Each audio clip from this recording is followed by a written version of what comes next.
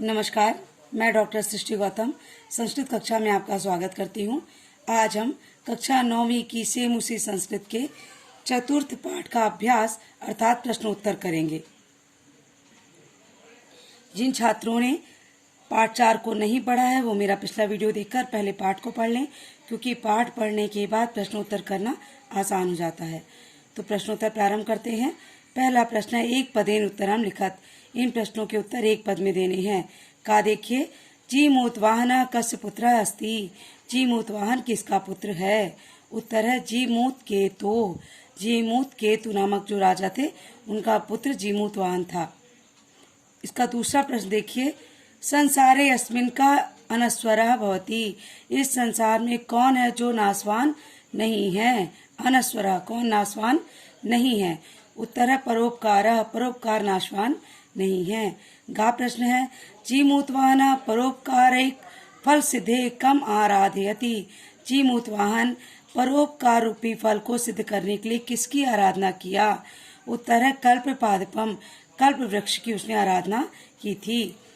घा है, जीमूतवाहनस्य सर्वभूतानुकंपया सर्वत्र किम प्रथितम।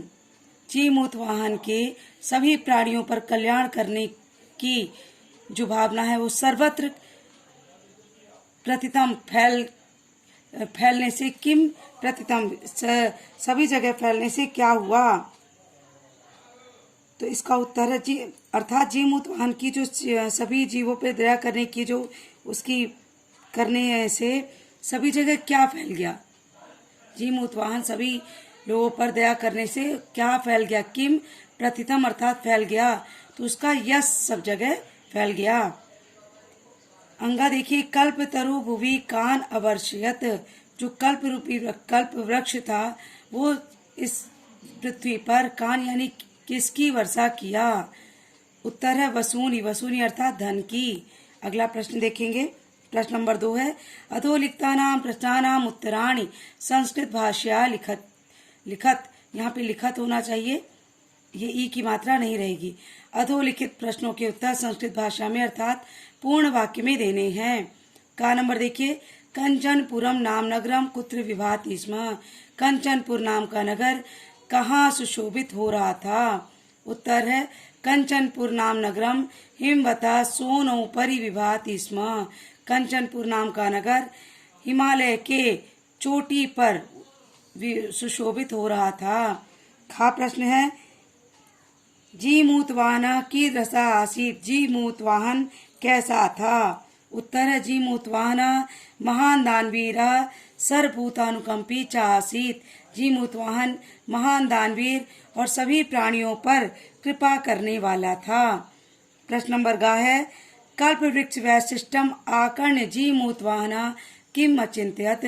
कल्प वृक्ष की विशेषता को सुनकर जीमूतवाहन क्या सोचा? उत्तर देखिए, कल्पतरो वैशिष्ट्यम आकर्ण जीमूतवाहन अचिंत्यत। इतना ये प्रश्न है।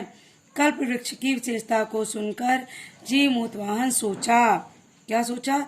यत अहो ईदृशम अमर पादपम प्राप्यामि पूर्वै पुरुषै अस्माकं तादृशम फलम किमपि न प्राप्तम।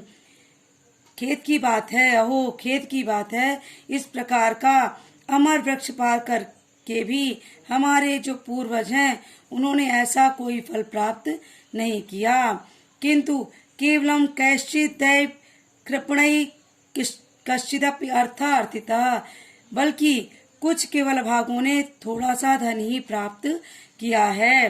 अद अहम अस्मात् कल्पतरो अभीष्टम साधयामि। अदहम लेकिन मैं क्या करूँगा? इस कल्प वृक्ष से अस्मात् इस कल्प वृक्ष से अभीष्ट यानी मन चाहा वर को प्राप्त करूँगा, ऐसा उसने सोचा। इस प्रश्न नंबर 2 का ही घा प्रश्न देखिए, हितैषिणा मंत्रिणा जीमूतवाहन के मुक्तवंता। जो हितैषी मंत्री थे वो जीमूतवाहन से क्या बोले? उत्तर देखिए, हितैषिणा मंत्रिणा जीमूतवाहन मुक्तवंता। हितैषी मंत्री जीमूतवाहन से बोले कि युवराज, हे युवराज, यो अयम सर्व कामदः कल्पतरु। यह जो सभी कामनाओं को पूरा करने वाला कल्प वृक्ष है, तब उद्याने तिष्ठा, तुम्हारे उद्यान में लगा हुआ है। सा तव सदा पूज्य, यह तुम्हारे द्वारा सदैव पूजनीय है। अस्मिन् अनुकूले स्थिते सति शक्रोपि अस्मान् बाधितुं न शक्नुयात् इति। इसके अनुकूल रहने पर, यानी इस वृक्ष के अनुकूल रहने पर, प्रसन्न रहने पर देवराज इंद्र भी हमारे किसी कार्य में बाधा उत्पन्न नहीं कर सकते, अर्थात हमें किसी प्रकार से बाधित नहीं कर सकते, ऐसा मंत्रियों ने कहा। अंगा नंबर देखिए। जीमूतवाहन कल्पतरुम उपगम्य किम उवाच। जीमूतवाहन कल्प वृक्ष के समीप जाकर क्या बोला? उत्तर है जीमूतवाहन कल्पतरुम उपगम्य उवाच। जीमूतवाहन कल्प वृक्ष के समीप जाकर बोला है, देव, हे देव, त्वया अस्मत् पूर्वेशाम अभीष्टा कामा पूरिता। तुमने अर्थात आपने अब तक अस्मत् पूर्वेशाम, इससे पहले सभी की इच्छित काम को, अभीष्ट काम को पूरा किया है। जो भी इच्छाएं थी उसको आपने पूरा किया है। यथा पृथ्वी तत् मनैक कामम पूरे, इसलिए मेरी भी एक कामना को पूरा कीजिए। यथा पृथ्वीम अदरिद्राम पश्यामि, जिससे मैं इस पृथ्वी में अदरिद्रता, यानी पूरी पृथ्वी दरिद्रता से हीन हो जाए, उसमें कोई भी दरिद्र ना रह जाए। पश्यामि, मैं ऐसा देखूं। तथा करो तु देव, हे देव, आप ऐसा कुछ कीजिए कि मैं इस पूरे पृथ्वी में कोई भी दरिद्र ना रह जाए, ऐसा देखूं। इस प्रकार वह कल्पतरु के पास जाकर बोलता है। अगला प्रश्न देखिए। प्रश्न नंबर 3 है, अधोलिखित वाक्य स्थूल पदानि कस्मै प्रयुक्तानि। अधोलिखित जो वाक्य में जो स्थूल पद है, जैसे तस्य, इसको किसके लिए यह प्रयोग किया गया है? इस शब्द का प्रयोग किसके लिए किया गया है, इसको बताना है। जैसे का है, तस्य सानोपरि विभाति कंचनपुर नाम नगरम।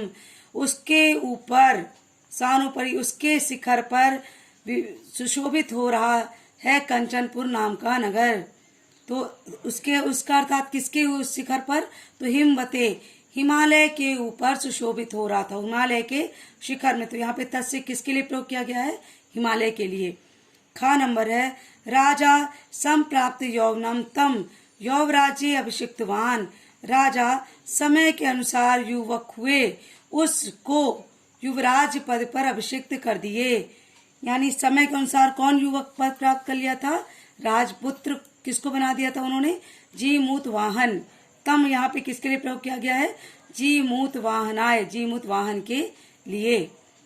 अयम तव सदा पूज्य, यह तुम्हारे द्वारा सदैव पूजनीय है। ये किसने कहा था? सचिवों ने। अयम अर्थात यह कल्प वृक्ष, यह कल्प वृक्ष सदा तुम्हारे लिए पूजनीय है। तो यहाँ पे अयम किसके लिए प्रयोग किया गया है? कल्प वृक्ष के लिए। कल्प वृक्षाय। चतुर्थी घाव है, तात, तात यानी पिता। त्वम तू जानसी, तुम तो जानते हो। यत धनम विविध चंचलम, हे तात, हे पिता, तुम तो जानते हो कि यह जो धन है वह तरंग के समान चंचल है। तो यहाँ पे त्वम किसके लिए कहा गया था? जीमूत केतु ने अपने पिता जीमूत वाहन ने अपने पिता जीमूत केतु के लिए, जो राजा थे, उनके लिए किया, ये त्वम शब्द का प्रयोग किया था। तो यहाँ पे किसके लिए आ जाएगा? पित्रे अथवा जीमूत केतवे अथवा रागे, तीनों ही आंसर सही हैं। अगला प्रश्न देखते हैं। अधोलिखितानां पदानां पर्याय पदम पाठा चित्वा लिखत। ये जो शब्द दिए गए हैं, इनके पर्यायवाची शब्द लिखना है। तो पर्वत शब्द का पर्यायवाची क्या होगा? पर्वतः का नगेंद्रः। भूपति का पर्यायवाची राजा। इंद्र का शक्रः। धनम का अर्थः, धन को अर्थ भी कहते हैं। इच्छितम अभीष्टितम अर्थितः। समीपम को अंतिकम कहते हैं। वह जो राजकुमार था वह राजा के अंतिकम जाता है, अर्थात समीप जाता है। धरित्रीम अर्थात पृथ्वीम। कल्याणम, कल्याण यानी स्वस्ति, हित। वाणी यानी वाक। वृक्ष, वृक्ष को क्या कहते हैं? तरु। और पादप भी कहते हैं। अगला प्रश्न देखेंगे। प्रश्न नंबर 5, का स्तंभ विशेषाणि खा स्तंभे च विशेष्याणि दत्तानि तानि समुचितम योजयत। ये जो का स्तंभ है, इसमें विशेषण पद दिए गए हैं और खा में विशेष से पद दिए गए हैं। इनको सही योजन करना है, यानी सही मिलाना है। कुल क्रम आगता, कुल क्रम से आया हुआ। क्या आया था? कुल क्रम से कल्पतरु, कल्प वृक्ष आया था। दानवीर, दानवीर कौन था? जीमूतवाहन। हितैषी, हितैषी कौन थे? मंत्री भी। विविच चंचलम, जल तरंग के समान चंचल कौन होता है? धनम। अनस्वर, कौन नासवान नहीं है? परोपकार। यह इसका उत्तर है। आप इन सभी प्रश्नों के स्क्रीनशॉट ले सकते हैं। प्रश्न नंबर 6 देखिए, स्थूल पदान अधिकृत्य प्रश्न निर्माणम कुरुत। ये जो स्थूल पद हैं, इनके आधार पर आपको ये प्रश्नवाचक वाक्य बनाना है। इन वाक्यों को आपको इस शब्द को हटा करके इसकी जगह प्रश्नवाचक शब्द बना के इस पूरे वाक्य को प्रश्नवाचक बनाना है। जैसे तरो कृपया सह पुत्रम प्राप्नोत, वृक्ष की कृपा से वह पुत्र को प्राप्त किया। तो यहाँ पे तरो के स्थान पर क्या हो जाएगा? वृक्ष की, यानी कस्य, षष्ठी एक वचन। कस्य कृपया सह पुत्रम प्राप्नोत, किसकी कृपा से वह पुत्र को प्राप्त किया। खा देखिए, सह कल्प तरेव निवेद्यत, वह कल्प वृक्ष से निवेदन किया। तो यहाँ पे कल्प तरेव तृतीया है, कल्प वृक्ष से। तो यहाँ पे इस शब्द की जगह पे क्या हो जाएगा? कस्मई। स कस्मई निवेद्यत, वह किससे निवेदन किया। गा नंबर देखिएगा। गा नंबर है धन वृष्टिया कोपि दरिद्र न तिष्ठत, धन वर्षा से कोई भी दरिद्र नहीं रहा। तो धन वर्षा तृतीया एक वचन, तो इसकी जगह क्या हो जाएगा? कया, किसके द्वारा कोई भी दरिद्र नहीं रहा। या कया किसके द्वारा या कैसे कोई भी दरिद्र नहीं रहा, है ना। घ नंबर देखिए, कल्प तरु पृथिव्याम धनानि अवर्ष्यत, कल्प वृक्ष पृथ्वी में धन की वर्षा कर दिया। तो पृथिव्याम के स्थान पर हम क्या करेंगे? प्रश्नवाचक शब्द बनाएंगे। तो ये क्या है? सप्तमी एक वचन है। पृथिव्याम, पृथ्वी पर। तो इसका सप्तमी एक वचन क्या होता है? कश्याम। तो कल्प तरु कश्याम धनानि अवर्ष्यत, कल्प वृक्ष कहाँ धन की वर्षा कर दिया। अंगा नंबर देखिए, जीवन अनुकंपया जीमूत वाहन से यशः प्रसारता, जीवों के प्रति कृपा करने से जीमूत वाहन के यश की कीर्ति यानी यश फैला। जीवों पर दया करने से जीमूत वाहन का यश फैला। तो यहाँ पे क्या हो जाएगा? कृपा करने से अर्थात तृतीया। तो यह क्या हो जाएगा? कया, कया जीमूत वाहन से यश प्रसारता, अर्थात कैसे जीमूत वाहन का यश चारों ओर फैला। अगला प्रश्न देखेंगे। प्रश्न नंबर 7 है, स्वस्ति तुभ्यम, स्वस्ति तुभ्यम तुम्हारा कल्याण हो। स्वस्ति शब्द से योग्य चतुर्थी व्यक्ति भवती, जहाँ भी स्वस्ति शब्द का प्रयोग होता है वहाँ पे चतुर्थी व्यक्ति होती है। इत्यनेन नियमेन अत्र चतुर्थी व्यक्ति प्रयुक्ता, इस नियम से यहाँ पर चतुर्थी व्यक्ति प्रयोग करना है। एवमेव कोष्ठक गतेषु पदेषु, इस प्रकार ये जो कोष्ठक में शब्द दिए गए हैं उनमें चतुर्थी व्यक्ति प्रयुज्य रिक्त स्थानानि पूर्यत, इन शब्दों में चतुर्थी व्यक्ति का प्रयोग करके रिक्त स्थान की जगह लिखना है। जैसे स्वस्ति यानी कल्याण हो किसका? राजा, तो राजा में चतुर्थी लग जाएगी स्वस्ति राज्ञे। प्रजा में चतुर्थी लग जाएगी तो क्या हो जाएगा? प्रजाभ्य भी हो सकता है, और अगर एक प्रजा के लिए वैसे यहाँ पे ज्यादा सही प्रजाभ्य होगा, यानी प्रजा अर्थात एक से प्रजा कोई एक तो होगी नहीं, तो स्वस्ति प्रजाभ्य, प्रजाएं भी सही है। छात्र में लगाएंगे तो क्या हो? स्वस्ति छात्राय भी हो जाएगा, और छात्रेभ्य भी, छात्र एक भी हो सकता है और छात्र अनेक भी हो सकते हैं। तो स्वस्ति छात्राय, छात्र का कल्याण हो या छात्रों का कल्याण हो।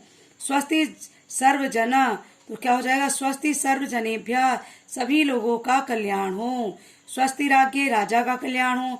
स्वस्ति प्रजाभ्य, प्रजा का कल्याण हो। स्वस्ति छात्रेभ्य, छात्रों का कल्याण हो। स्वस्ति सर्वजनेभ्य, सभी लोगों का कल्याण हो। इस प्रश्न नंबर 7 के 2 भाग हैं, एक आ है एक बड़ा है। आ, इसमें क्या करना है देखिए, कोष्ठक गतेषु पदेषु षष्ठी व्यक्ति प्रयुज्य रिक्त स्थानानि पूर्यत, कोष्ठक में जो शब्द दिए गए हैं उनमें षष्ठी व्यक्ति का प्रयोग करके रिक्त स्थान की जगह पे रखना है। जैसे तस्य रिक्त स्थाने उद्याने कल्पतरु आसीत, उसके अग्रह में यहाँ पर षष्ठी व्यक्ति लगा के उद्यान में कल्प वृक्ष था, तो क्या हो जाएगा? गृह की जगह गृहस्य, तस्य गृहस्य उद्याने कल्पतरु आसीत। क्षमा कीजिएगा।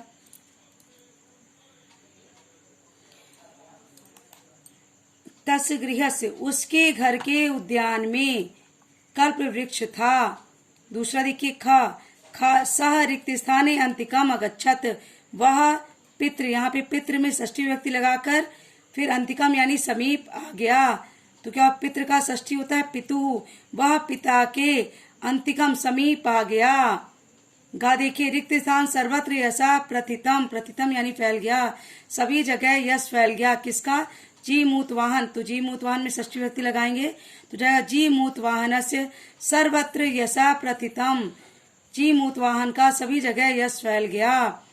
चौथा देखिए अयम रिक्त स्थान तरुः किम, यह किम का षष्ठी हो जाएगा कस्य, यह किसका, तरु यानी पेड़ है, यह अयम कस्य तरु, यह किसका पेड़ है। इस प्रकार आपका यह पाठ समाप्त होता है। अगर आपको इस पाठ में प्रश्नोत्तर में किसी प्रकार की कठिनाई है तो आप मुझे कमेंट करके बताएं, मैं आपकी कठिनाई को दूर करने का पूरा प्रयास करूंगी। अगर आपको यह वीडियो पसंद आया हो तो प्लीज़ मेरे वीडियो को लाइक करें एवं शेयर करें, मेरे चैनल को सब्सक्राइब करें ताकि आगे आने वाले वीडियो आपको निर्बाध रूप से प्राप्त हो सके। धन्यवाद।